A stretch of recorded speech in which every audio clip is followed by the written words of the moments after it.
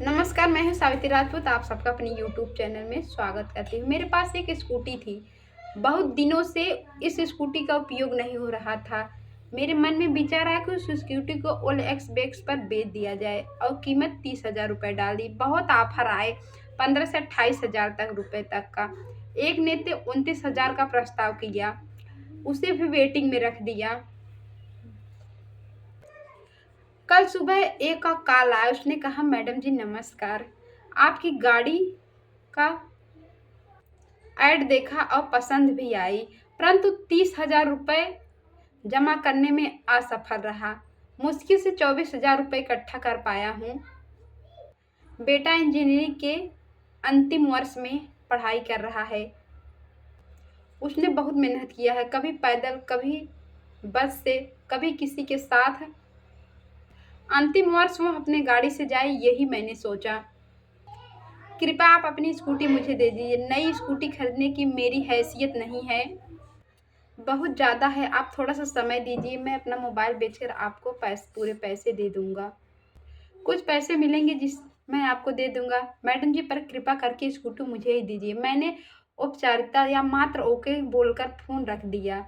कुछ देर बाद मेरे मन में कुछ विचार आया। वापस कॉल किया और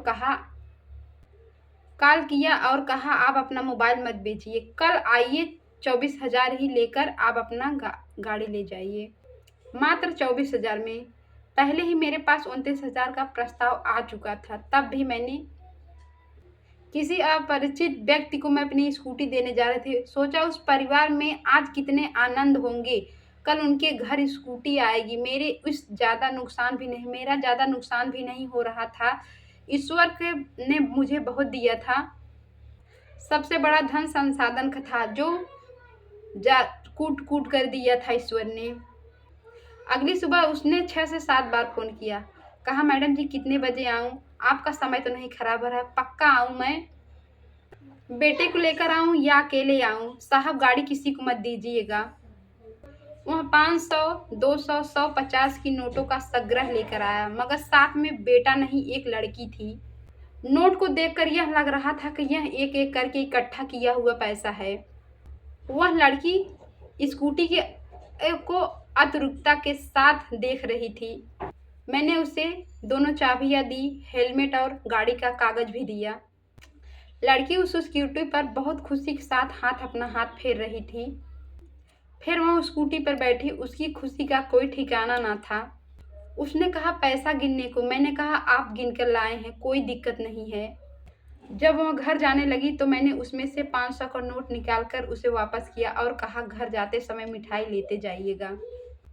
मेरे सोच में ही था कि पता नहीं तेल के पैसे होंगे कि नहीं। तेल और मिठाई इस पैसे में दोनों आ जाएंगी। आंखों में उसने कृतज्ञता के आंसू लिए मुझसे अनुमति मांगी। जाते समय मैंने पूछा कि यह बिटिया कौन है? तब उसने कहा, यही तो मेरा बेटा है। और उसने विदा लिया और अपना साथ में स्कूटी ले गया। जाते समय बहुत आतुरता और विनम्रता के साथ अभिवादन किया और उसने बार बार आभार व्यक्त किया। तो दोस्तों, जीवन में कुछ व्यवहार करते समय नफा नुकसान को नहीं देखना चाहिए।